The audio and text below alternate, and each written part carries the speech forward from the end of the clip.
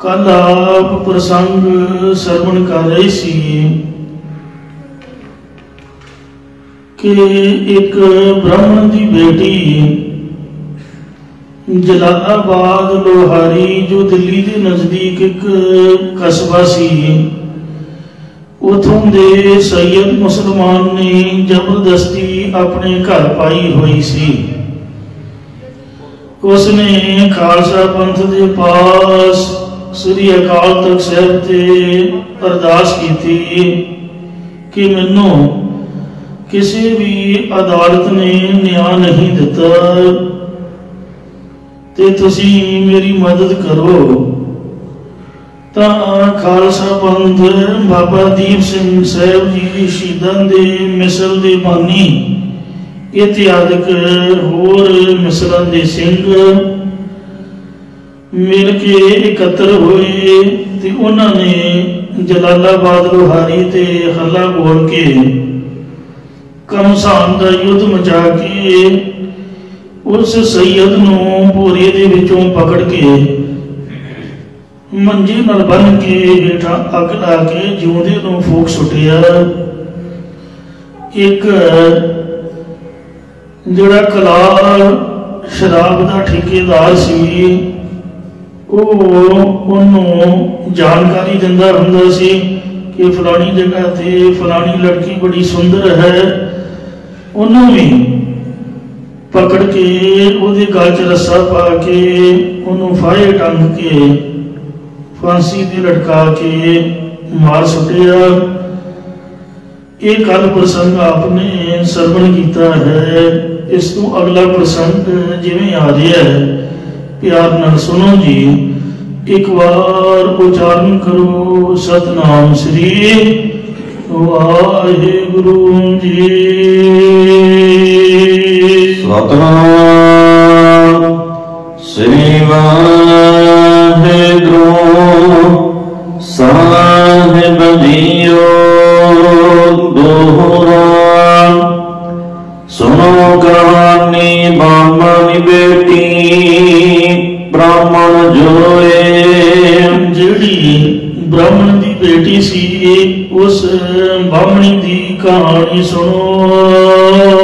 पंता शब्द पुरुष गरी पंथ ने सद के उस लड़की को पुछ पड़ताल की थी। की कथा सोए वो सारी सच्ची सच्ची कहानी मैं रतन सिंह कहंदे कहंदा भाई पुछे पंथ सद ब्राह्मण धीया। खालसे पंथ ने ब्राह्मण की पुत्री नूं सद के पुछिया, कहां तेरे क्या मद जिया। ये पुत्री दस हुण तेरे मन विच की है, मतलब तू तुरका नहीं रहना है कि या ब्राह्मणा नहीं जाना है, किवें है तेरी सलाह तू सानू दस। मैं कहे ओ मैं वस पुराए। ओ लड़की कहन लगी, खालसा जी मैं तो पराई वस हाँ, मेरे नाल तो धक्का किया है तुरकों ने। मैं कर सकी ना प्राणे उड़ाए। मेरा तो यही कसूर है कि मैं अपने प्राण नहीं उड़ा सकी, मैं मर नहीं सकी। बद बदी मैं सद गए। उन्होंने बदो बदी मेरे नाल संग किया, मेरी कोई इच्छा नहीं सी, मैं अपने आप नहीं आई सी।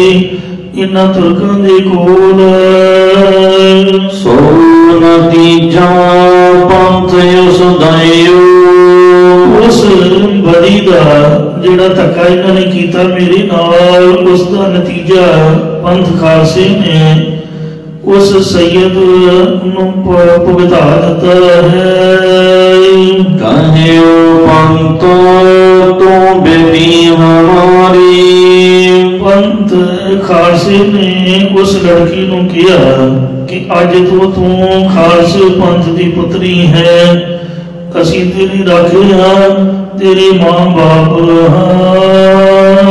योग मलाई अबदो कुलबारी ਤੇਰੀਆਂ ਦੋਹਾਂ ਕੁਲਾਂ ਸਹੁਰਿਆਂ ਦੇ ਬੇਟੀਆਂ ਦੀਆਂ ਨੂੰ ਮਿਲਾ ਕੇ ਜਾਵਾਂਗੇ ਤੈਨੂੰ।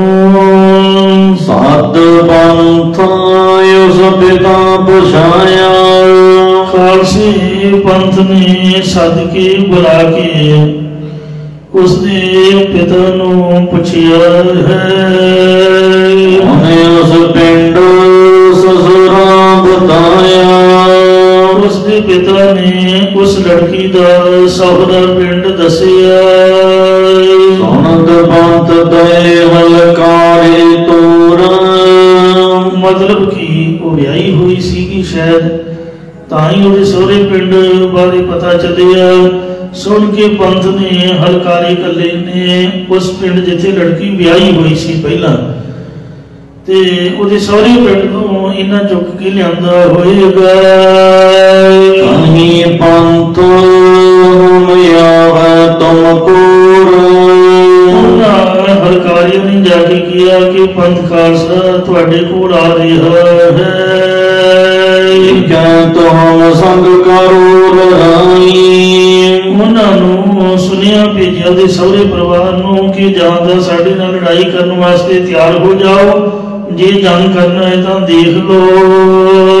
क्या तो बेटी लो पंथ लड़ाई ਜਾਂ ਫਿਰ ਇਹ ਖਾਲਸਾ ਪੰਥ ਦੀ ਬੇਟੀ ਬਣ ਗਈ ਹੈ, ਇਹਨੂੰ ਆਪਣੇ ਪਰਿਵਾਰ ਦੇ ਵਿੱਚ ਰਲਾ ਲਵੋ। ਭਾਵੇਂ ਨਾ ਹੋਵੇ ਕਿ ਤੁਰਕਾਂ ਤੋਂ ਛੁਡਾਈ ਹੋਈ ਨੂੰ ਤੁਸੀਂ ਵੀ ਹੁਣ ਛੱਡ ਦਿਓ, ਤਿਆਗ ਦਿਓ।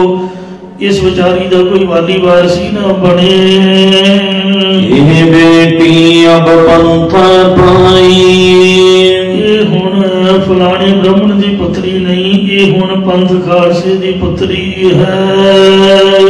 अब तुम ले हो सर लाई ਹੁਣ ਤੁਹਾਡਾ ਬੜਾ ਇਸ ਵਿੱਚ ਹੈ ਕਿ ਤੁਸੀਂ ਇਹਨੂੰ ਹੁਣ ਆਪਣੇ ਨਾਲ ਲਾ ਲਵੋ, ਆਪਣੀ ਬਰਾਦਰੀ ਵਿੱਚ ਮਿਲਾ ਲਵੋ। दोहरायो कहते पंथ पी ਇਉਂ ਸੁਨੇਹਾ ਦੇ ਕੇ ਪੰਥ ਨੇ ਵੀ ਤਿਆਰੀਆਂ ਕਰ ਲਈਆਂ। डंके दिए लगाए ਤੇ ਪੰਥ ਨੇ ਵੀ ਇਉਂ ਕਹਿ ਕੇ ਉਤੋਂ ਧੌਂਸਿਆਂ ਦੇ ਉੱਪਰ ਚੋਬਾਂ ਲਾ ਦਿੱਤੀਆਂ ਹਨ। दौड़ दौड़ कर तभी पहुँचे ਦੌੜ ਕੇ ਮਾਰੂ ਮਾਰ ਕਰਦੇ ਹੋਏ ਸਿੰਘ पहुँचे तिस पिंड जाए ਉਹ ਲੜਕੀ ਦੇ ਸਹੁਰੇ ਪਿੰਡ ਜਾ ਕੇ ਪਹੁੰਚੇ ਹਨ। चौबाई उसी पिंड के पैंच बुलाए ਉਸ ਪਿੰਡ ਦੇ ਪੰਜ ਸਰਪੰਚ ਸੱਦ ਲਏ ਉਹਨਾਂ ਨੇ। दीनी उन संग दीनी उन सब गल समझाए ਉਹਨਾਂ ਨੂੰ ਸਾਰੀ ਗੱਲ ਸਮਝਾ ਦਿੱਤੀ। ਕਿਉਂ ਇਹ ਬੇਵੱਸ ਸੀ, ਭਰਾਈ ਵੱਸ ਸੀ, ਇਸ ਦਾ ਕੀ ਕਸੂਰ ਹੈ, ਇਸ ਦੇ ਨਾਲ ਜ਼ੁਲਮ ਹੋਇਆ ਹੈ। ਤੁਹਾਡਾ ਫਰਜ਼ ਬਣਦਾ ਕਿ ਇਹਨੂੰ ਆਪਣੀ ਜਾਤ ਬਰਾਦਰੀ ਵਿੱਚ ਮਿਲਾ ਲਵੋ। सो बात पंचन मन लाई ਕੋਈ ਗੱਲ ਪੰਚਾਂ ਨੇ ਮੰਨ ਲਈ ਕਿ ਸਾਨੂੰ ਪ੍ਰਮਾਣ ਹੈ ਜੀ ਜੋ ਤੁਹਾਡਾ ਹੁਕਮ ਹੈ। बरनी पंचायत विप संग आई ਖੱਤਰੀ ਬ੍ਰਾਹਮਣ ਸੂਦ ਵੈਸ਼ ਚੌਵਰਨਾਂ ਦੀ ਪੰਚਾਇਤ ਲੜਕੀ ਦੇ ਸਹੁਰੇ ਬ੍ਰਾਹਮਣ ਨਾਲ ਆਈ ਹੈ ਪੰਥ ਖਾਲਸੇ ਕੋਲ। बरन ने मलई ठहराए ਚਾਰੇ ਵਰਨਾਂ ਨੇ ਇਹ ਗੱਲ ਤੈਅ ਕਰ ਲਈ ਹੈ ਆਪਸ ਵਿੱਚ कर रसोई हमली ने खाए ਇਹ ਖਾਲਸਾ ਜੀ ਸਾਨੂੰ ਕੋਈ ਇਤਰਾਜ਼ ਨਹੀਂ, ਇਹ ਲੜਕੀ ਰਸੋਈ ਕਰੇ, ਮਤਲਬ ਲੰਗਰ ਬਣਾਏ, ਅਸੀਂ ਇਸ ਦੇ ਹੱਥੋਂ ਸਾਰੇ ਖਾਵਾਂਗੇ, ਸਾਨੂੰ ਪ੍ਰਮਾਣ ਹੈ ਇਹ। ससुराल बेये दुई टब्बर जोड़ा ਉਸ ਲੜਕੀ ਦੇ ਸਹੁਰੇ ਤੇ ਪੇਕੀਆਂ ਦੇ ਦੋਵੇਂ ਪਰਿਵਾਰ ਜੋੜ ਕੇ ਮਿਲਾ ਕੇ लाए रसोई घर दे तोरा ਲੜਕੀ ਵੱਲੋਂ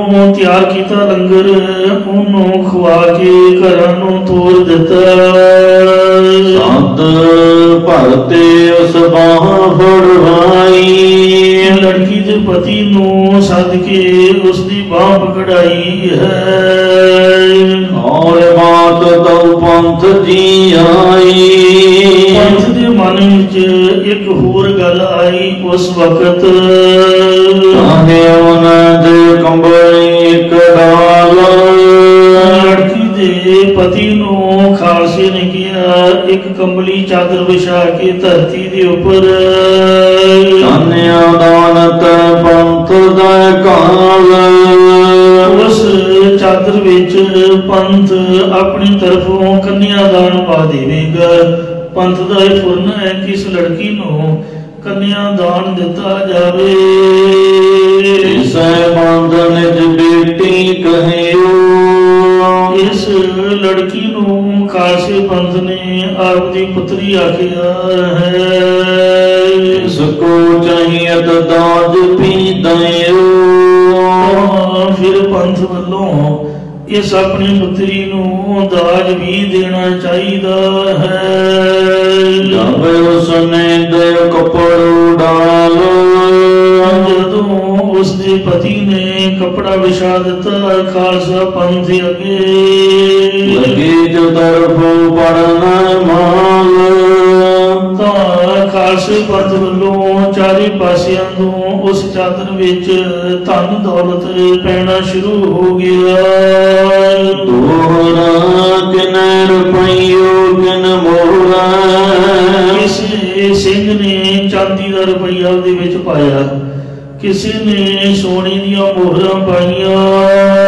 पैसों कौडियां पार, किसी ने सिक्के दे पैसे पाए अते किसी ने कौडियां आदक, किसी ने गहने आदक बहुते उस चादर विच पाए हन।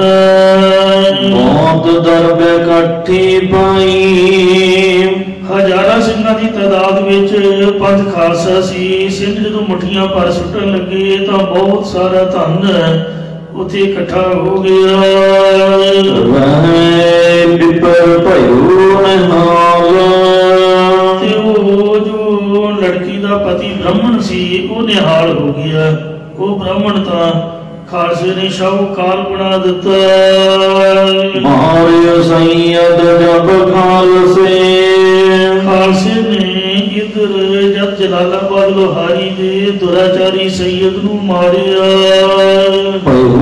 तुरकन दर थल, तुरकां दे विच तरथल पै गया कि जिसनूं अग विच पा के साड़िया जाए वो मकरूह हो जाता है, उसकी गति नहीं हुंदी। पूरब दखण लग मारे, उसके मारे जान की खबर पूर्व दखण तक चली गई के गई गल यह चल, गल चल के चाशुरे फैल गई कि खालसा पंथ ने ऐसा न्याय किया है, दुराचारी सैयद नूं मार के। चौबाई हिंदू कह पंथ ने कलंक को आयो, हिंदू लोग कहते ने कि ये तो नेक कलंक का पंथ आया। भाव जो कलंक रहत श्री अकाल पुरख है उसका पंथ आया। नेह कलंक बजू डंक चढ़ू दल रविंद जियो। दसम श्री गुरु ग्रंथ साहिब जी फरमाया होया कि जिसनों आपां कलगी अवतार कहते हैं उन्हें आके न्याय करने ने जिवें खालसा पंथ ने कीता है।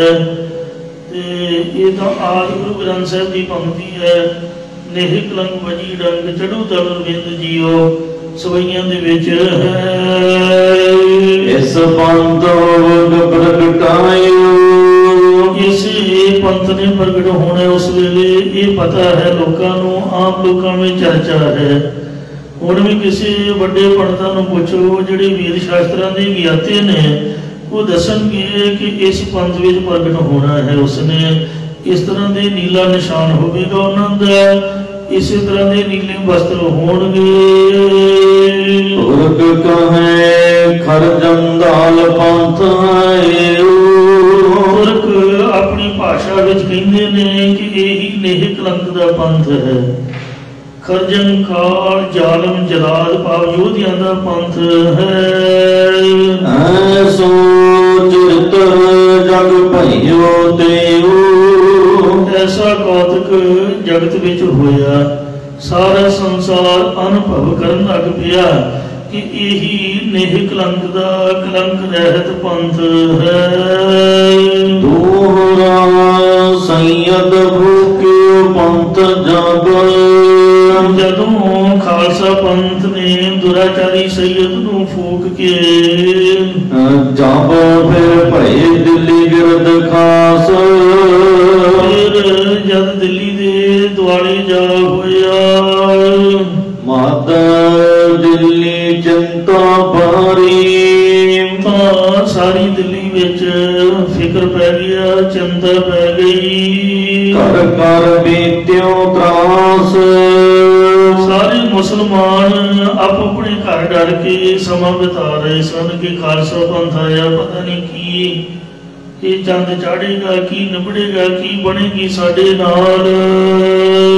ਚੌਵਈ ਤੁਰਕਨ ਮਦ ਤਰ ਥੱਲਾ ਪਾਰਾ, ਤੁਰਕਾਂ ਦੇ ਵਿੱਚ ਤਰਥੱਲੀ ਪੈ ਗਈ, ਹਾਰਚਲੀ ਮਚ ਗਈ ਇੱਕਦਮ, ਸਾਰੀ ਦਿੱਲੀ ਡਰ ਗਈ ਹੈ। ਜੇ ਕਿਨ ਸੁਣੀ ਤਹ ਤੁਰਕ ਡਰਾ, ਜਿੱਥੇ ਕਿਤੇ ਵੀ ਕਿਸੇ ਨੇ ਗੱਲ ਸੁਣੀ ਕਿ ਫਲਾਣੀ ਤਾਂ ਇਉਂ ਹੋਈ, ਉੱਥੇ ਹੀ ਉਹ ਤੁਰਕ ਡਰ ਗਿਆ। ਭਾਵੇਂ ਨਵਾਬ ਹੈ ਜਾਂ ਕੋਈ ਫੌਜਦਾਰ ਹੈ, ਸਭ ਤਰਾਸ ਤਰਾਸ ਕਰਦੇ ਹਨ। ਤੁਰਕ ਜਹ ਖਰਮ ਜਮਦਲ ਕਾ, ਤੁਰਕ ਹੈ ਤੁਰਕ ਜਹ ਖਰ ਜਮਦਾਲ ਪੰਥ, ਤੁਰਕ ਆਪਣੀ ਭਾਸ਼ਾ ਵਿੱਚ ਖਰਜੰਦਾਰ ਕਲਗੀ ਅਵਤਾਰ ਨੂੰ ਕਹਿੰਦੇ ਨੇ। ਤੁਰਕ ਕਹਿੰਦੇ ਨੇ ਕਿ ਇਹ ਉਹੀ ਨੇਹ ਕਲੰਕ ਪੰਥ ਹੈ ਜਿਹੜਾ ਆਇਆ ਹੈ। ਹਮ ਜਾਪਤ ਹੈ ਯਹੀ ਮਤੰਤ, ਸਾਨੂੰ ਤਾਂ ਇਹੀ ਗੱਲ ਜਾਪਦੀ ਹੈ। ਬਾਦਸ਼ਾਹ ਦਿੱਲੀ ਬਦ ਖੌਫ ਖਾਇਓ, ਦਿੱਲੀ ਦੇ ਬਾਦਸ਼ਾਹ ਨੇ ਵੀ ਖਾਲਸੇ ਦਾ ਖੌਫ ਖਾਧਾ, ਉਹ ਵੀ ਆਪਣੇ ਅੰਦਰੋਂ ਅੰਦਰ ਹੀ ਡਰ ਗਿਆ। ਉਹਨੇ ਆਪਣੋ ਸਭ ਦੀਨ ਬੁਲਾਇਓ, ਉਸਨੇ ਆਪਣੇ ਸਭ ਦੀਨੀ ਮੁਸਲਮਾਨ ਭਰਾਵਾਂ ਨੂੰ ਬੁਲਾਇਆ ਹੈ। ਹਮਕੋ ਛੋਟੇ ਪੰਥ ਰਾਹੀ, ਉਹਨੇ ਸਭ ਡਰਾ ਦਿੱਤੇ ਕਿ ਇਹ ਖਾਲਸਾ ਪੰਥ ਸਾਨੂੰ ਛੱਡੇਗਾ ਨਹੀਂ, ਸਾਡਾ ਖਾਤਮਾ ਕਰਕੇ ਜਾਏਗਾ। ਗਿਰਦ ਦਿੱਲੀ ਸਭੇ ਨ ਲੁੱਟ ਖਾਈ, ਦਿੱਲੀ ਦਾ ਸਾਰਾ ਚੁਗਿਰਦਾ ਇਹਨਾਂ ਸਿੰਘਾਂ ਨੇ ਲੁੱਟ ਕੇ ਖਾ ਲਿਆ। ਗਰੀਬ ਨੂੰ ਥੋੜਾ ਲੁੱਟਦੇ ਨੇ, ਤੁਹਾਡੇ ਸਾਹਮਣੇ ਵੇਖੋ, ਲੜਕੀ ਨੂੰ ਇਹ ਦੇ ਕੇ ਆਏ ਨੇ ਪੈਸੇ। ਲੁੱਟ ਦਾ ਮਤਲਬ ਤਾਂ ਜਿਹੜੇ ਜ਼ਾਲਮ ਤੁਰਕ ਸੀਗੇ, ਗਰੀਬਾਂ ਨੂੰ ਲੁੱਟ ਕੇ ਜਿਨ੍ਹਾਂ ਨੇ ਉਹਨਾਂ ਦਾ ਮਾਲ ਧਨ ਜਮ੍ਹਾਂ ਕੀਤਾ, ਕਿਸਾਨਾਂ ਨੂੰ ਬੁਰੀ ਤਰ੍ਹਾਂ ਝੰਬਿਆ, ਉਹ ਪੰਜਾਬੀਆਂ ਦੀ ਲੁੱਟ ਨੂੰ ਹੀ ਇਹ ਲੁੱਟਦੇ ਸਨ। ਨੌਬਤ ਹੈ ਹਮ ਬੜੀ ਆਈ, ਸਭ ਕਸਬਿਆਂ ਵਿੱਚ ਜਿੰਨੇ ਅਮੀਰ ਮੁਗਲ ਪਠਾਨ ਬੈਠੇ ਸੀ, ਸਭ ਦੇ ਖਜ਼ਾਨੇ ਆਪਣੇ ਕਬਜ਼ੇ ਵਿੱਚ ਕਰ ਲਏ ਖਾਲਸੇ ਨੇ। ਉਹ ਤਾਂ ਸਾਰੇ ਲੁੱਟੇ ਪੁੱਟੇ ਗਏ ਤੇ ਹੁਣ ਮੇਰੇ ਤੇ ਮੁਸੀਬਤ ਆ ਗਈ ਹੈ, ਮੇਰੀ ਵਾਰੀ ਆ ਗਈ ਹੈ। ਦਿੱਲੀ ਨੇ ਸੋਚਿਆ ਲੜਨ ਜੋਗ ਫੌਜ ਹਮ ਪੈਨੋਹੀ, ਇਹਨਾਂ ਦੇ ਮੁਕਾਬਲੇ ਲੜਨ ਵਾਲੀ ਮੇਰੇ ਕੋਲ ਕੋਈ ਫੌਜ ਨਹੀਂ ਜਿਹੜੀ ਇਹਨਾਂ ਦੇ ਨਾਲ ਲੜ ਸਕੇ। ਬਿਨਾ ਫੌਜ ਮਨ ਹੀ ਬਚਾਈ, ਦਿੱਲੀ ਦੇ ਪਾਤਸ਼ਾਹ ਨੇ ਇਹ ਗੱਲ ਸੋਚੀ ਕਿ ਬਿਨਾ ਫੌਜ ਤੋਂ ਸਾਡਾ ਬਚਾਅ ਨਹੀਂ, ਅਸੀਂ ਨਹੀਂ ਬਚ ਸਕਾਂਗੇ ਇਹਨਾਂ ਤੋਂ। ਆਪਨ ਕੇ ਹਮ ਆਏ ਦਾਈ, ਅਸੀਂ ਹੁਣ ਇਹਨਾਂ ਦੇ ਦਾਉ ਪੇਚ ਹੇਠ ਆਏ ਹਾਂ, ਹੁਣ ਨਹੀਂ ਇਹ ਛੱਡਦੇ ਸਾਨੂੰ। ਹਮ ਵੱਡੀਆਂ ਨੇ ਨ ਗੁਰ ਸੁਤ ਮਾਰੇ, ਤੁਰਕ ਹੁਣ ਪਛਤਾਉਂਦੇ, ਕਹਿੰਦੇ ਸਾਡੇ ਬਜ਼ੁਰਗਾਂ ਨੇ ਇਹਨਾਂ ਦੇ ਗੁਰੂ ਸਾਹਿਬਾਨ ਦੇ ਸਾਹਿਬਜ਼ਾਦੇ ਬਿਨਾਂ ਕਸੂਰ ਤੋਂ ਸ਼ਹੀਦ ਕਰ ਦਿੱਤੇ ਸਨ। ਹਮ ਵੱਡੀਆਂ ਨੇ ਨ ਹਸਾਨ ਬਸਾਰੇ, ਸਾਡੇ ਬਜ਼ੁਰਗਾਂ ਦੀ ਗਲਤੀ ਹੈ, ਸਾਡੇ ਬਜ਼ੁਰਗਾਂ ਨੇ ਇਹਨਾਂ ਦੇ ਗੁਰੂਆਂ ਦੇ ਅਹਿਸਾਨ ਭੁਲਾ ਛੱਡੇ। ਇਹਨਾਂ ਦੇ ਗੁਰੂਆਂ ਨੇ ਸਾਡੇ ਵੱਡਿਆਂ ਨੂੰ ਰਾਜ ਭਾਗ ਬਖਸ਼ਿਆ ਸੀ, ਪਰ ਸਾਡੇ ਵੱਡ ਵਡੇਰੇ एहसान फरामोश निकले। जिम जिमें को हम दुख दयो, जिमें जिमें असी इन्हां नूं दुख दिता, जिमें जिमें असी इन्हां नूं दुखी कीता, तिम तिम चाहे बदलो लियो, जिमें जिमें ये साथों बदला लेना चाहुंदे हन। दूराई कहता दिल्ली छड़ तुरो, दिल्ली दे बादशाह ने सारे तुर्कां नूं कहा कि या तां दिल्ली छड़ के भज तुरीए इथों, क्या करो उपाय, या कोई उपाय करो जिस तरह इन्हां तों बचाओ होवे किसी तरह। धीरी मद मरै, जिवें साह खरगोश चंद छुपे तो हनेरे विच ही मर जांदा है। मत मही मर जाए, हनेरी आई तो अखां विच मिट्टी पैण करके खरगोश नूं दिसणों हट जांदा, ते ओह खरगोश सब तो एक नरम जानवर मनिया है। माड़े जिहे नूं हथ भी लाओ ते ओह डर नाल सहम नाल ही उत्थे ही सौ जांदा, मर जांदा। जिवें सहिया चानण नूं वेख के सहज जांदा, हनेरी आई तो डर के मिट्टी पैण तो मर जांदा। किते सही वांग फड़ के शिकार ना कर देन साडा, इस तरह सही वांग वो डर गए हन। तो दानयन गरी सलाहे, सारे दाने सियाणियां ने मिल के सलाह की थी। दिल्ली छड़े अब बचते नाहे, बादशाह जे असी दिल्ली छड़ के तो भज तुरीए तां असी बचदे फिर भी नहीं हाँ। इन्हां ने किते सानू छड्डना, ये साडे पिछे पा के पै के सानू पकड़ लैणगे। बेगम सिमरू की आहे, समरू की बेगम, समरू का असल नाम वाल्टर रीनहार्ड सोमर सी, जो समरू करके मशहूर सी। वाल्टर रीनहार्ड सोमर ये फ्रांसीसी ते जर्मन मां प्यो दे मेल तो पैदा होया सी, जो पहला फ्रांसीसी जहाजी फौज विच ते पिछों अंग्रेजी फौज विच भर्ती होया सी। फिर बंगाल के नवाब मीर कासम पास नौकर हो गया। 1763 ईस्वी विच पटने के रेजीडेंट ते होर कई अंग्रेज़ों की जान लई मेरठ के नेड़े सरदने विच इन्हें अपनी रियासत कायम कर लई। इसका देहांत आगरे विच 1778 ईस्वी विच होया। बेगम समरू लुत्फ माली खान की पुत्री सी। लुत्फ माली खान की पुत्री सी बेगम समरू, ते उसका असल नाम ज़ेब निज़ा सी। इसकी शादी समरू नाल 1765 ईस्वी विच हुई। पति की मौत पिछों इन्हें रियासत का काम चंगी तरह संभाल रखिया सी। 1805 ईस्वी विच अंग्रेज़ों के अधीन होके राज करन लगी। इन्हें सरदार बघेल सिंह नूं अपना भरा बना रखिया सी। समरू की बेगम का देहांत 1836 ईस्वी विच होया। समरू की बेगम जो दिल्ली विच ही अपनी कोल ही रहिंदी सी।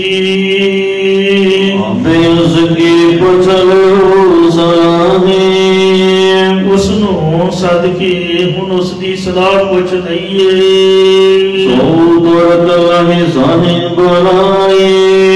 बादशाह ने समरू की बेगम के कोलों सलाह मशवरा करने वास्ते तुरंत उन्होंने अपने पास ही बुला लिया। सब दीनी उस बात समाए, बादशाह ने उन्होंने अपनी सारी समस्या सुनाई है, क्योंकि खालसा पंथ की एक कमजोरी है कि भावें दुश्मन की स्त्री भी होवे उहदे ते वो वार नहीं करते, ज्यादती नहीं करते। वेखो ब्राह्मण की बेटी ते ज्यादती हो रही सी तां जालिम सैयद मुसलमान नूं मार के उसनूं आपदी धी बना के ਉਹਨੂੰ ਦਾਜ ਵਜੋਂ ਮਾਇਆ ਧੇਲਾ ਦੇ ਕੇ ਉਹਦੇ ਪਹਿਲੇ ਸਹੁਰੇ ਪਰਿਵਾਰ ਦੇ ਵਿੱਚ ਵਸਾ ਕੇ ਆਏ ਨੇ। ਇਸ ਲਈ ਜਿਵੇਂ ਢਾਲ ਵਰਤੀ ਦੀ ਹੈ, ਇਸ ਤਰ੍ਹਾਂ ਸਮਰੂ ਕੀ ਬੇਗਮ ਨੂੰ ਸਰਦਾਰ ਬਘੇਲ ਸਿੰਘ ਨੇ ਆਪਣੀ ਭੈਣ ਜੋ ਬਣਾਇਆ। ਇਹ ਢਾਲ ਵਜੋਂ ਵਰਤਣਾ ਚਾਹੁੰਦੇ ਹਨ ਕਿ ਜੇ ਬੀਬੀ ਅੱਗੇ ਕਰ ਦਿੱਤੀ ਤੇ ਖਾਲਸਾ ਪੰਥ ਸਾਡਾ ਨੁਕਸਾਨ ਨਹੀਂ ਕਰੇਗਾ, ਦਿਆਲੂ ਹੈ, ਕਿਰਪਾਲੂ ਹੈ, ਢਲ ਜਾਵੇਗਾ। ਸੁਨ ਕਰ ਬੇਗਮਾ ਸੀਸ ਲਾਇਆ। ਬਾਦਸ਼ਾਹ ਦੀ ਇਹ ਗੱਲ ਸੁਣ ਕੇ ਦਿੱਲੀ ਦੇ ਬਾਦਸ਼ਾਹ ਦੀ ਉਹਨੂੰ ਖਤਰਾ ਪੈ ਗਿਆ ਕਿ ਖਾਲਸਾ ਹੁਣ ਰਾਜ ਖੋਏਗਾ। ਸਮਰੂ ਦੀ ਬੇਗਮ ਨੇ ਸਾਰਾ ਮਸਲਾ ਸੁਣ ਕੇ ਸਿਰ ਹਿਲਾਇਆ, ਜਿਸ ਦਾ ਭਾਵ ਸੀ ਕਿ ਬੜੀ ਮੁਸ਼ਕਲ ਬਣ ਗਈ। ਸਿੰਘਾਂ ਨੂੰ ਹੁਣ ਕੌਣ ਸਮਝਾਏਗਾ ਤੇ ਕਿਵੇਂ ਸਿੰਘਾਂ ਨਾਲ ਕੋਈ ਗੱਲ ਕਰੇਗਾ। ਬੁਰਾ ਵਕਤ ਕਹ ਬੇਗਮ ਸੁਨਾਇਆ। ਬੇਗਮ ਨੇ ਕਹਿ ਕੇ ਸੁਣਾਇਆ ਬਾਦਸ਼ਾਹ ਨੂੰ ਕਿ ਤੁਹਾਡੇ ਤੇ ਹੁਣ ਬੁਰਾ ਵਕਤ ਆ ਗਿਆ, ਤੁਹਾਡਾ ਕੋਈ ਬਚਾਅ ਨਹੀਂ ਦਿਖਦਾ। ਦੂਰਾ ਤੋਂ ਬੇਗਮ ਐਸੇ ਕਹੀ। ਤਦ ਸਮਰੂ ਦੀ ਬੇਗਮ ਨੇ ਇਸ ਤਰ੍ਹਾਂ ਕਿਹਾ ਕਿ ਠੀਕ ਹੈ, ਛੋਟੀਏ ਨਾਹੇ ਉਪਾਏ। ਦੁਨੀਆ ਦੀ ਕਹਾਵਤ ਹੈ ਕਿ ਡੁੱਬਦੇ ਨੂੰ ਤਿਨਕੇ ਦਾ ਸਹਾਰਾ। ਡੁੱਬਦਾ ਬੰਦਾ ਤਾਂ ਤੀਲਾ ਵੀ ਪਕੜੂਗਾ, ਮਰਨਾ ਥੋੜੀ ਕੋਈ ਚਾਹੁੰਦਾ ਹੈ। ਮਰਦੇ ਦਮ ਤੱਕ ਯਤਨ ਕਰਨਾ ਚਾਹੀਦਾ ਹੈ। ਸੋ ਬੁਰਾ ਵਕਤ ਤਾਂ ਤੁਹਾਡੇ ਤੇ ਆਇਆ ਹੈ, ਫਿਰ ਵੀ ਯਤਨ ਨਾ ਛੱਡੋ, ਕੋਈ ਨਾ ਕੋਈ ਉਪਾਅ ਕਰੋ, ਸੋਚੋ ਕੁਝ, ਇਹਦਾ ਹੱਲ ਵੀ ਨਿਕਲੇਗਾ। ਸਾਮ ਦਾਮ ਦੰਡ ਭੇਦ ਕੈ। ਰਾਜਨੀਤੀ ਦੇ 4 ਤਰੀਕੇ ਨੇ। ਸਭ ਤੋਂ ਪਹਿਲਾ ਤਰੀਕਾ ਸਾਮ, ਸੁਲ੍ਹਾ ਸਫਾਈ ਕਰ ਲਓ। ਦੂਜਾ ਹੈ ਦਾਮ, ਦਮੜੇ ਦੇ ਕੇ ਨਿਮਰਤਾ ਜਨਾਓ। ਤੇ ਤੀਸਰਾ ਹੈ ਭੇਦ, ਫੁੱਟ ਪਾਓ ਤੇ ਰਾਜ ਕਰੋ। ਚੌਥਾ ਹੈ ਦੰਡ। ਹੁਣ ਵੇਖੋ ਕਿ ਕਿਹੜਾ ਤਰੀਕਾ ਵਰਤਣਾ ਹੈ। ਬਨ ਸੋਲਿਓ ਬਣਾਏ। ਇਹਨਾਂ ਵਿੱਚੋਂ ਜਿਹੜਾ ਦਾ ਲੱਗਦਾ ਉਹ ਲਗਾ ਕੇ, ਜੇ ਸਿੰਘਾਂ ਨਾਲ ਗੱਲ ਬਣਦੀ ਹੈ ਤਾਂ ਬਣਾ ਲਵੋ। ਚੌਬਈ ਹੈ ਸਿੰਘਨ ਮਦ ਬਹੁ ਸਰਦਾਰ। ਸਿੰਘ ਕੋਈ ਕਮਲੇ ਰਮਲੇ ਨਹੀਂ ਵੀ ਮਾਰ ਤਾੜੀ ਬਸ ਮਾਰ ਦਿਓ ਫੜ ਲਓ, ਵਿੱਚ ਸਿਆਣੇ ਵੀ ਨੇ। ਜਿਹੜੇ ਜਥੇਦਾਰ ਸਰਦਾਰ ਨੇ ਉਹ ਬੜੇ ਸਿਆਣੇ ਸਿਆਣੇ ਹਨ। ਲਿਓ ਕਿਸੀ ਸੋ ਬਾਤ ਵਿਚਾਰ। ਬੇਗਮ ਨੇ ਸਲਾਹ ਦਿੱਤੀ ਕਿ ਪੰਥ ਦੇ ਕਿਸੇ ਜਥੇਦਾਰ ਨਾਲ ਗੱਲਬਾਤ ਦੀ ਵਿਚਾਰ ਕਰ ਲਵੋ। ਆਹ ਕਹੀਂ ਹਮ ਬਤਿਆਵਾ ਨਹੀਂ। ਬਾਦਸ਼ਾਹ ਕਹਿਣ ਲੱਗਾ ਕਿ ਮੈਨੂੰ ਤਾਂ ਸਿੰਘਾਂ ਤੇ ਕੋਈ ਯਕੀਨ ਨਹੀਂ ਹੈ, ਉਹ ਤਾਂ ਮਿੰਟ 'ਚ ਬੰਦਾ ਫੜ ਕੇ ਮਾਰ ਸੁੱਟ ਦੇ। ਅਸੀਂ ਸਿੱਖਾਂ ਨਾਲ ਗੱਲਬਾਤ ਕਰਨ ਗਏ, ਜੇ ਸਾਨੂੰ ਉੱਥੇ ਹੀ ਉਹਨਾਂ ਫੜ ਲਿਆ। ਇੰਨੇ ਡਰੇ ਹੋਏ ਨੇ ਸੈਯਦ ਵਾਂਗ, ਕਿਉਂਕਿ ਸੈਯਦ ਤਾਂ ਦੁਰਾਚਾਰੀ ਸੀਗਾ। ਤੁਰਕ ਆਪਣੀ ਵਾਂਗ ਹੀ ਸਮਝਦੇ ਸਿੰਘਾਂ ਨੂੰ। ਇਹ ਵਿਸਾਰ ਤਾਂ ਤੁਰਕਾਂ ਦਾ ਵੀ ਵੈਸੇ ਕੋਈ ਨਹੀਂ ਹੈ, ਲੇਕਿਨ ਖਾਲਸਾ ਤਾਂ ਇਸ ਤਰ੍ਹਾਂ ਕਦੇ ਕਿਸੇ ਨਾਲ ਕਰਦਾ ਨਹੀਂ। ਸਜ਼ਾ ਤਾਂ ਉਹਨੂੰ ਹੀ ਦਿੰਦਾ ਹੈ ਜਿਹੜਾ ਦੋਸ਼ੀ ਹੋਵੇ। ਤੇ ਬਾਦਸ਼ਾਹ ਇੰਨਾ ਡਰਿਆ ਘਬਰਾਇਆ ਹੋਇਆ, ਕਹਿਣ ਲੱਗਾ ਕਿ ਮੈਂ ਤਾਂ ਕਿਸੇ ਨਾਲ ਕੋਈ ਗੱਲਬਾਤ ਨਹੀਂ ਕਰ ਸਕਦਾ। ਜੇ ਨਾ ਫੜ ਕੇ ਮੈਨੂੰ ਮਾਰ ਦਿੱਤਾ ਫਿਰ ਮੈਂ ਕੀ ਕਰੂੰਗਾ। ਮਤ ਮਾਰੈ ਹਮ ਦਗੋ ਕਮਾਹੀ। ਕਿਤੇ ਮੈਨੂੰ ਧੋਖਾ ਕਰਕੇ ਖਾਲਸਾ ਉੱਥੇ ਫੜ ਕੇ ਮਾਰ ਹੀ ਨਾ ਦੇਵੇ, ਫਿਰ ਕੀ ਬਣੇਗਾ। ਕਹਿ ਬੇਗਮ ਸਭ ਇੱਕ ਸਰ ਨਹੀਂ। ਤਾਂ ਸਮਰੂ ਦੀ ਬੇਗਮ ਕਹਿਣ ਲੱਗੀ ਬਾਦਸ਼ਾਹ ਸਾਰੇ ਸਿੰਘ ਇੱਕੋ ਜਿਹੇ ਨਹੀਂ ਹੁੰਦੇ, ਕਿ ਇੱਕੋ ਜਿਹੇ ਸਾਰੇ ਜਾਲ ਥੋੜੇ ਨੇ, ਸਿਆਣੇ ਨੇ ਵਿੱਚ। ਕਿਸੇ ਨਾਲ ਗੱਲਬਾਤਾਂ ਕਰਕੇ ਵੇਖੋ। ਹਮ ਦੇਖੇ ਸਭ ਹੀ ਬਦਿਆਈ। ਮੈਂ ਸਾਰੇ ਸਿੰਘਾਂ ਨੂੰ ਹੀ ਪਰਤਿਆ ਕੇ ਵੇਖਿਆ, ਪੰਥ ਵਿੱਚ ਬੜੇ ਸਿਆਣੇ ਸਿੰਘ ਨੇ, ਇੱਕ ਨਾਲ ਗੱਲਬਾਤ ਕਰਕੇ ਵੇਖੋ। ਬਘੇਲ ਸਿੰਘ ਮੈਂ ਬਣਾਉ ਪਾਈ। ਉਹਨੇ ਕਿਹਾ ਕਿ ਮੈਂ ਸਰਦਾਰ ਬਘੇਲ ਸਿੰਘ ਮਿਸਰ ਕਰੋੜੀਆਂ ਨੂੰ ਆਪਣਾ ਭਰਾ ਬਣਾਇਆ ਹੋਇਆ ਹੈ। ਮੇਰਾ ਉਹ ਭਰਾ ਹੈ, ਧਰਮ ਦਾ ਭਰਾ। मैं उसके नाल गलबात तेरी करा सकती हाँ। मरी बांध तिसा फड़ाई, मैं सरदार बघेल सिंह दे हत्थ तुहाडी बांह फड़ा दियांगी, कोई खतरा नहीं, कोई भी सिंह सरदार तुहानू कुछ नहीं कहेगा। सान कहीं अब देर मत करो, फिर बादशाह कहन लगा भी तू ये गल मैनू पहला क्यों नहीं दसी, हुण देर फिर किस गल दी है। बेगम साहिबा जदों मैं मर गया तां फिर की बनूंगा, हुण तू देरी ना कर, मैनू मिला सरदार बघेल सिंह नाल। हमारी बाहें अब उस हथ तारो, मेरी बांह हुण उहदे हथ फड़ा दिओ, फिर खतरा टल जाएगा। जिवें तुसीं कहोगे सारी गलबात कर लवांगे। तो बेगम तुरंत कल्ले वकीला, तां बेगम सबरू ने तुरंत ही बड़ी जल्दी अपने वकील भेजे सरदार बघेल सिंह दे कोल। ले पालकन आओ बड़ फीला, सोने दियां पालकियां ते बड़े बड़े हाथी ले के गए जो सरदार बघेल सिंह जी उन्हां दे पास। साजाए बघेल सिंह जी लियाए, वकीलों ने बादशाह ते समरू दी बेगम नूं बड़ी निमरता सहित सरदार बघेल सिंह नूं दिल्ली आउण दा सੱਦਾ दिता। सत्कार दे नाल जो ने प्रमाण कर लिया, सरदार बघेल सिंह नूं बड़े अदब सत्कार नाल वकील दिल्ली लैके आए। एक दिल्ली दा डेरे करवाए, दिल्ली दे कोल सब्जी मंडी है, उथे डेरे करवा दिते। बेगम सिंह जी पहआए, समरू दी बेगम अपने धर्म दे भरा जथेदार बघेल सिंह जी दे कोल आके दईश अन्नी पत शाह लिखाए, बेगम ने बादशाह वालों शियानी लिखवा दी सरदार बघेल सिंह नूं। शियानी का मतलब की है कि सरकारी आमदनी वचों 6 आने तुहाडे होणगे ते 10 आने दिल्ली सरकार दे होणगे। मतलब खालसे का हिस्सा लिखवा दिता। खालसा एक सरकार है जो गुरु गोबिंद सिंह ने बनाई है, इसलिए जिहड़ी SGPC श्रोमणी गुरुद्वारा प्रबंधक कमेटी है, सिखा की नुमाइंदगी कमेटी जो गुरुद्वारियां का प्रबंध करती है, जिन्ने भी श्रोमणी कमेटी के अधीन प्रबंध के गुरुद्वारे आते हैं, जिथे भी निहंग सिंह घोड़े लैके चले जान, फौजा चलिया जान, लंगर के विचों इन्हां दा रस्त पानी बकायदा लिखत पढ़त होके बजिया होया है। जो ये चाहते ने, जो ये मंगते ने, इन्हों कि वो आटा दाला मतलब खालसा सरकार जो आ ते गुरु गोबिंद सिंह ने आप कृपा करके बनाई है, इसलिए निहंग फौजा नूं कोई ना नहीं करता ते ना ही कर सकता है। तो इसलिए गुरु घर दे विच भी जदों तुसीं वेखो कि कड़ाह प्रसाद नूं भोग लगता है ते विचों पंजां दा हिस्सा कढ़िया जाता है। पुराना टाइम सीगा, किते बरात जाती ਤਾਂ ਜਿਹੜੀ ਧੀ ਰਾਣੀ उस पिंड च ਵਿਆਹੀ ਹੁੰਦੀ ਤੇ ਬਰਾਤੀਏ ਰੋਟੀ ਖਾਣ ਤੋਂ ਪਹਿਲਾਂ ਉਹਦੀ ਥਾਲੀ ਜ਼ਰੂਰ ਕੱਢਦੇ ਤੇ ਉਹਦੇ ਘਰ ਥਾਲੀ ਪਹੁੰਚਾਉਂਦੇ ਸੀ ਲੰਗਰ ਦੀ। तो इस तरीके दे नाल गुरु घर दे विच ये पंथ दा हिस्सा है।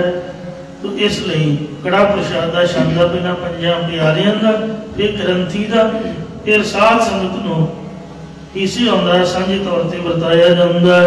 तो इंज जो ये पंथ है, सो सरकार भी इन्हां तो दबदी सीगी। इन्हां ने 6 आने सरकारी मामले विचों खालसा पंथ नूं हिस्सा देना मान लिया। बेगम सबरू ने लिखत पढ़त करके दी है। दोहरा कसम नेम दो औरते, सबरू दी बेगम ने दोनों तरफों तो अपने धर्म की सौं चुका दी। बेगम दई कराई, बेगम ने विच पै के ते वो सुलह सफाई सारा सौं चुक समागम करवाया है। बादशाह जी को सौं चुकवाई कि मैं आपके खजाने विचों इन्हों खर्चा पानी देवांगा। जिस तरह जे कोई कहे भी वेलियां खाते ने, जी साडी फौज है की करती है, की समझते हो भी वेले ने। कितनी स्नो पै रही है, कितनी ठंड के विच वो गन्ना पकड़ के देश की सरहद के उपर बैठे हुए ने, स्नो के विच भी। बाल बच्चे बेचारे उन्होंने इकल्ले पलते हैं, वो वेले नहीं हैं। जिहड़ा सिक्योरिटी गार्ड हुंदा है, तुसीं गुरुद्वारे वेख रहे हो, मैं सवेर का वेख रहा, सवेरे गया सी हुण आया, खड़ी लत गुरुद्वारे का सेवादार है जी, उन्नी तनख्वाह नहीं है जिन्नी सरकारी बंदे की, पर फिर भी वो खड़ी लत है। मतलब जिहड़ा पहरा लाउणा है, आपां तां चुप करके रजाई ओढ़ के सौ जाते हैं, रोटी पानी खाधा तो घराड़े मारे। ये जिहड़े पहरेदार सिक्योरिटी गार्ड जिहड़ी फौज हुंदी है, इन्हां नूं तां रात भी नींद नहीं आउंदी, पता नहीं किहड़े वेले की हो जाना। हमेशा सिर पर मौत का खतरा मंडराउंदा है। ये काम ही इसलिए रखी होंदी है भी जिथे खतरा होवे, मरना मराउणा होवे, उत्थे इन्हां नूं मूहरे अगे कीता जांदा है। तो इस वास्ते ये जिहड़ी खालसा फौज है, ये भी तुहाडे सामने वेख लो, कोई निजी प्रयोजन नहीं है। चुप करके अकाल तख्त ते बैठे सीगे, उत्थे किहड़ा लंगर का घाटा, गुरु रामदास का लंगर किते थोड़ा है। चुप करके छको छकाओ ते मौजा मारो, आपकी बाणी पढ़ो, रब रब करो। की लोड़ सी एडी दूर दिल्ली आउण दी, पर जद सुनिया कि ब्राह्मण की लड़की ते जुल्म हो रहा, वो जानते भी नहीं सन, तो उहदे जुल्म नूं मिटण वास्ते खालसे ने हल्ला कीता, ते पता नहीं किन्ने शहीद हो गए होणगे। तो खालसा इसलिए पहरेदार है। ये सरकारी अकाल पुरख की फौज, खालसा अकाल पुरख की फौज, प्रगट्यो खालसा परमात्मा की फौज, परोपकारी है। सो जे जीवे पतलथी जाए, सब हराम जेता किशकाए। जुल्म करना पाप है ते सहना भी पाप है, ये ना होण दिंदा ना करदा है। इसलिए खालसा सरकार, खालसा फौज, जिन्हों आप वेली समझते वेले नहीं, गुरबाणी पढ़नी, अमृत वेले उठना सब तो जरूरी काम है।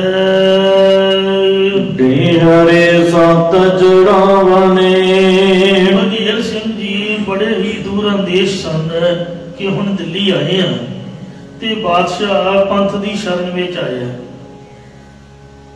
कुछ अपना भी मनाना चाहिए, हुण उन्होंने ते अपना बना लिया। रुपये थोड़ो सब कुछ होंगे ने भी ढिड भरिया दे काम सरिया, चलो मेरे भाई, इस तरह नहीं होंदा भी सानू रस्त पानी मिल गया तो बस चढ़ती कला जकारे छड्डो, वापस मुड़ाओ। हुण बादशाह नूं कुछ अपनी गल भी मनाओ, ये नहीं भी आपदे धी पुत का कुछ सवारो, निजी प्रयोजन की गल नहीं कोई करनी है। सो जिहड़ी परोपकार वाली सरदार मान सिंह ने बदावा पाड़ के गुरु जी नूं कह के बदावा पढ़वा के माझे की पुट्टी गंढाई सी। इस तरह खालसा परोपकारी है। इयों गुरु घर बारे, गुरुद्वारे बारे, महाराज के स्थानों बारे बड़ी लंबी सोच है। सरदार बघेल सिंह दी कोई 1 इंच जगह नहीं छड्डदा है। ते सरकारी जगह जिथे राज होवे, उथे गौरमेंट दिल्ली दे विच तां 1-1 इंच का बड़ा बड़ा मुल है। उत्थे वेखो किड्डे वड्डे गुरुद्वारे बना देने। ये सरदार बघेल सिंह की दूर अंदेशी सी, उहदी सोच सी। उन्हें मन में सोचिया भी हुण आपदा काम कराओ। सिंह जी लय लघाए, जो वो सरदार बघेल सिंह सी, उन्होंने पहला गुरुआं दे 7 अस्थान जिथे जिथे सतगुरु जी ने चरण पाए, गुरुद्वारा बाला साहब जिथे गुरु हरकृष्ण साहब जी का ज्योति जोत समाना होया, गुरुद्वारा रकाबगंज साहब जिथे नावे पातशाह जी के पावन धड़ का संस्कार होया, गुरुद्वारा बंगला साहब जिथे गुरु हरकृष्ण साहब जी ने मरी की बीमारी हटाई, गुरुद्वारा सीसगंज साहब जिहड़ा कोतवाली बिल्कुल लाल किले के फ्रंट से, वो सारा सरकारी जगह च आउंदा सीगा। अजे भी लागे मसीत है, वो मसीत वाले जगह कितने देणगे मुसलमानी राज विच। गुरुद्वारा खड़ा करना उत्थे बनाउणा हुई भी कोतवाली विच ही सीगी। आ पिछे जे शबील जिहड़ी बाजार वाले पासे बनी है, वो सिर फिरिया, सरकारी बंदे ने ढाह सुट्टी, बड़ा रौला पिया सीगा। फिर दोबारा उत्थे शबील बनाई। चौंक दे विच कर शहीदी स्मारक है, उहदे फ्रंट ते एक चलता सीगा कंजरखाना जिन्होंने सिनेमा कहते हैं, वो कासे वाले दिल्ली वाले बाबा हरबंस सिंह जी ने पैसे वछा के वो जगह खरीद के उत्थे सिख म्यूजियम स्थान बनाया। इयों गुरुद्वारा जिहड़ा सीस गंज साहब है, फिर गुरुद्वारा मजरू का टिला है, गुरुद्वारा श्री नानक प्याओ साहब है। ये 7 स्थान गुरु महाराज सच्चे पातशाह जी के एक गुरुद्वारा बिल्कुल अंबैसियां के सामने है। गुरुद्वारा गुरु का बाग शैदू का नाम होएगा। एक निजामुद्दीन स्टेशन ते उत्थे बिल्कुल रेलवे लैंड के कोल गुरुद्वारा साहब है, लागे पीरां दी समाध है ते नाल ही रेलवे लैंड के गुरुद्वारा साहब मौजूद है। ये सारे जिन्ने भी स्थान तुसीं दिल्ली विच दर्शन करते हो, ये सरदार बघेल सिंह ने, समरू दी बेगम ने जब सुलह सफाई की गल की, कहते भी सुलह सफाई तो दोनों पासियां तो एग्रीमेंट तो ही हुंदा जे दोवां धिरां दी गल मनी जाए। साडे स्थान इत्थे रखो। महाराज सच्चे पातशाह गुरुआं दे वो जगह सानू 7 डेरे इत्थे लिख दिओ। ये गुरु महाराज दे असीं उत्थे झंडे चढ़ाउणे ने, निशान साहब चलणगे ते गुरुद्वारा साहब दी बिल्डिंगां बनणगीआं, उत्थे संगतां दी इकत्तरता होएगी। ये शर्तां लिखवा लईआं बादशाह दे पासों। सिंह जी को पातशाह ने, सरदार बघेल सिंह नूं बादशाह ने कलियो आसियां खवाई, इस तरह अखवा के कलिया। मोड़ पाछे दल के मैं, उन्होंने फौजां तो ही खतरा लगी जाता, डर लगी जाता भी किते मैनूं मार ना कतन। कहते हाथ जोड़े जो मर्जी लिखा लो, पर आपदियां फौजां नूं कहो भी दिल्ली च ना आउण, ये कोई हल्ला गुल्ला ना करन, इन्हां नूं वापस मोड़ दिओ। निज देश बचाए, क्योंकि दिल्ली के नज़दीक ही लुट मार करता फिरिया सी खालसा 4 सवेरे, जिन्हां ने पंजाबियों नूं सो किसानों नूं लुटिया। वो सारे ही लुट का समान खालसा अपने खजाने में पा रहा सी। बादशाह ने कहा कि किते मेरे को ही ना बड़े, कहे भी लियाओ खजाना खोलो, इन्हां नूं पिछे मोड़ो, इन्हां तो मैनूं डर लग रहा है। सो दिल्ली किते बच जावे इन्हां सिंघां तो। चौबई बघेल सिंह तो बेगम फरमायो, जथेदार बघेल सिंह ने समरू दी बेगम नूं फरमाया है, कहे पातशाह डेरा बाहर करायो। बादशाह नूं कह के फौज दा डेरा दिल्ली शहर तो बाहर करवाओ।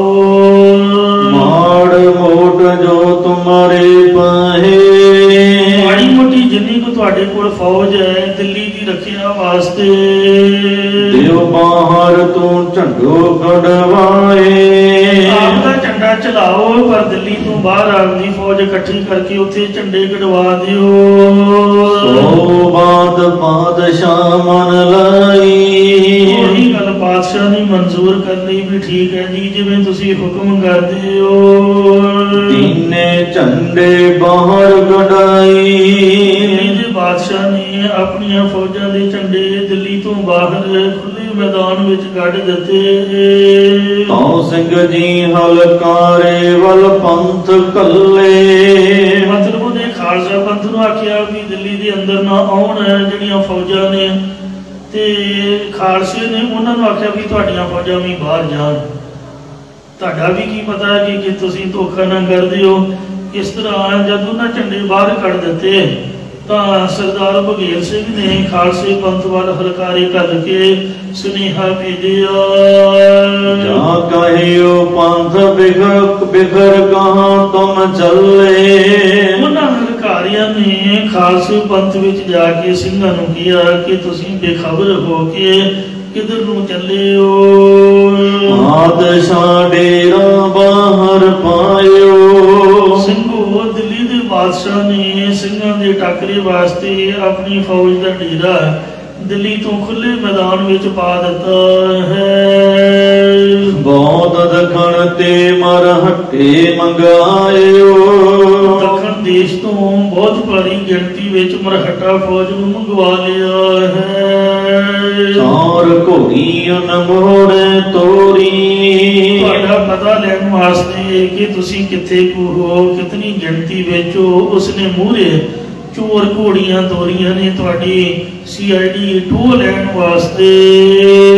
ਤੁਮ ਮੁੜ ਜਾਵੋ ਤੁਮ ਪੈ ਫੌਜ ਤੋੜੀ। ਸਿੰਘੋ ਅਜੇ ਤੁਸੀਂ ਵਾਪਸ ਪੰਜਾਬ ਨੂੰ ਮੁੜ ਜਾਓ, ਤੁਹਾਡੇ ਕੋਲ ਫੌਜ ਬਹੁਤ ਘੱਟ ਹੈ। ਜਦੋਂ ਮੈਂ ਤੁਹਾਨੂੰ ਸੁਨੇਹਾ ਭੇਜਾਂਗਾ ਫਿਰ ਹੱਲਾ ਕਰਕੇ ਆਉਣਾ। ਸੁਣਤ ਸਿੰਘ ਮੁੜ ਹਟੇ ਪਛਾਹੇ। ਸੋ ਹਲਕਾਰਿਆਂ ਤੋਂ ਸਰਦਾਰ ਬਘੇਲ ਸਿੰਘ ਦਾ ਸੰਦੇਸ਼ ਸੁਣਦਿਆਂ ਹੀ ਸਿੰਘਾਂ ਨੇ ਆਪਣਾ ਡੇਰਾ ਪਛਾਹ ਨੂੰ ਪੰਜਾਬ ਵੱਲ ਨੂੰ ਮੋੜ ਲਿਆ। ਸੁਣੀ ਖਬਰ ਤੁਰਤ ਇਹ ਪਤਸ਼ਾਹੇ। ਬਾਦਸ਼ਾਹ ਨੇ ਇਹ ਸਿੰਘਾਂ ਦੇ ਮੁੜਨ ਦੀ ਖਬਰ ਝਟਪਟ ਹੀ ਸੁਣ ਲਈ ਹੈ। ਕਹਿਓ ਸਿੰਘ ਜੈ ਬੜੋ ਦਨਾਇਓ। ਬਾਦਸ਼ਾਹ ਕਹਿਣ ਲੱਗਾ ਕਿ ਸਰਦਾਰ ਬਘੇਲ ਸਿੰਘ ਬੜਾ ਸਿਆਣਾ ਸਿੰਘ ਹੈ। ਰੱਖੀ ਦਿੱਲੀ ਔ ਮੁਲਕ ਬਚਾਇਓ। ਇਸਨੇ ਦਿੱਲੀ ਵੀ ਰੱਖ ਲਈ ਹੈ, ਬਹੁਤਾ ਘਾਣ ਨਹੀਂ ਮਚਿਆ ਤੇ ਸਾਰਾ ਮੁਲਕ ਪੰਜਾਬ ਹੀ ਬਚਾ ਲਿਆ ਸਿੰਘਾਂ ਦੀ ਕਰੋਪੀ ਤੋਂ। ਦੋਹਰਾ ਸਬਜੀ ਮੰਡੀ ਡੇਰਾ ਲਾਇਓ। ਇਸ ਤੋਂ ਅਗਲੀ ਕਥਾ ਆਪ ਜੀ ਨੂੰ ਕੱਲ ਸਰਵਣ ਕਰਵਾਵਾਂਗੇ। ਜਿੱਥੇ ਸਬਜ਼ੀ ਮੰਡੀ ਹੈ ਦਿੱਲੀ ਦੀ, ਆਪਣਾ ਜਿਹੜੀ ਇੱਕ ਨਿਊ ਦਿੱਲੀ ਹੈ, ਇੱਕ ਪੁਰਾਣੀ ਦਿੱਲੀ ਹੈ। ਪੁਰਾਣੀ ਦਿੱਲੀ ਦਾ ਸਟੇਸ਼ਨ ਹੈ ਗੁਰਦੁਆਰਾ ਸੀਸਗੰਜ ਸਾਹਿਬ ਦੇ ਬਿਲਕੁਲ ਨਜ਼ਦੀਕ ਹੀ ਹੈ। ਨਵੀਂ ਦਿੱਲੀ ਵਾਲਾ ਸਟੇਸ਼ਨ ਥੋੜਾ ਜਿਹਾ ਤੁਰ ਕੇ ਜਾਣਾ ਪੈਂਦਾ।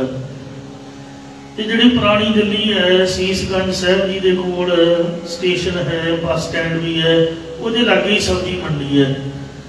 ਤੇ ਉੱਥੋਂ ਦੀ ਇਹ ਸਾਰੀ ਸਾਖੀ ਹੋ ਰਹੀ ਹੈ ਕਿ ਫੌਜਾਂ ਨੇ ਜਥੇਦਾਰ ਬਘੇਲ ਸਿੰਘ ਨੇ ਉੱਥੇ ਸਬਜ਼ੀ ਮੰਡੀ ਤੇ ਉੱਥੇ ਨਜ਼ਦੀਕ ਆਪਣਾ ਡੇਰਾ ਲਾਇਆ ਹੋਇਆ ਹੈ। ਇਹਦੇ ਨਾਲ ਹੀ ਅੱਜ ਦੀ ਕਥਾ ਦੀ ਸਮਾਪਤੀ ਕਰਦੇ ਹਾਂ ਜੀ। ਅਗਲੀ ਕਥਾ ਕੱਲ੍ਹ ਨੂੰ ਸੁਣਿਓ, ਭੁੱਲਾਂ ਚੁਕਾ ਖਿਮਾ ਕਰੋ, ਅੱਗੇ ਤੋਂ ਸਮਤ ਬਖਸ਼ੋ। ਕਹਿਓ ਸਿੰਘ ਜਹ ਬੜੋ ਦਨਾਓ। ਰੱਖੀ ਦਿੱਲੀ ਔ ਮੁਲਕ ਬਚਾਓ। ਵਾਹਿਗੁਰੂ ਜੀ ਕਾ ਖਾਲਸਾ, ਵਾਹਿਗੁਰੂ ਜੀ ਕੀ ਫਤਿਹ।